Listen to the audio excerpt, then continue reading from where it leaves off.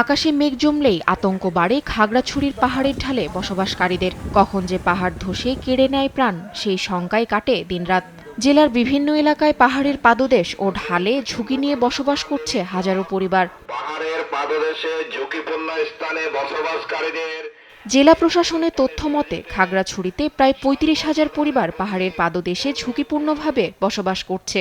এর মধ্যে শুধু পৌর এলাকায় ৩০টি ঝুঁকিপূর্ণ স্থানে রয়েছে প্রায় ৩৫,০০০ পরিবার। কলাবাগান, নেন্সি বাজার, সবুজবাগ, শালবন সহ বিভিন্ন এলাকায় পাহাড় কেটে গড়ে উঠেছে এসব বসতি। এখন বৃষ্টি হলে খুবই টেনশন লাগে, ভয় লাগে, রাত্রে ঘুমাইবার সুযোগ সুবিধা পাই না। এরকম যদি আরও পড়তে থাকে, বৃষ্টি হতে থাকে, পরে আমার ঘরের ঝুঁকিপূর্ণ হয়ে গেছে। এখন যদি মাটি ভেঙে পড়ে আমার ঘরের উপর পড়ার সম্ভাবনা রয়েছে। পাহাড়ে কয়েকদিনের বৃষ্টিতে মাটি ভেঙে পড়ে কিন্তু দেখা যাচ্ছে আমার বাড়ির ভিতরে ঢুকছে।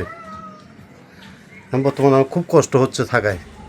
বিগত বছরগুলোতে পাহাড় ধসে প্রাণহানির ঘটনাও ঘটেছে।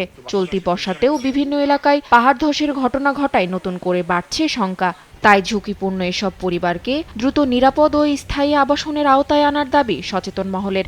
আমার মনে হয় যে এই লোকজনকে যদি তাদের ওই জায়গা থেকে স্থায়ীভাবে নিরাপদ কোনো জায়গায় আবাসের যদি ব্যবস্থা করা না হয়, তাহলে দেখা যাবে যে প্রতি বছরেই এই দুর্ঘটনা ঘটতে থাকবে এবং সরকারের প্রতি বছরই উদ্যোগ গ্রহণ করতে হবে, কিন্তু সেটা স্থায়ী সমাধান হবে না।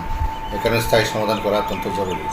এদিকে পাহাড়ের পাদদেশে ঝুঁকিপূর্ণভাবে বসবাসকারীদের সরিয়ে নিতে প্রশাসনের পক্ষ থেকে উদ্যোগ নেওয়া হয়েছে বলে জানায় জেলা প্রশাসন।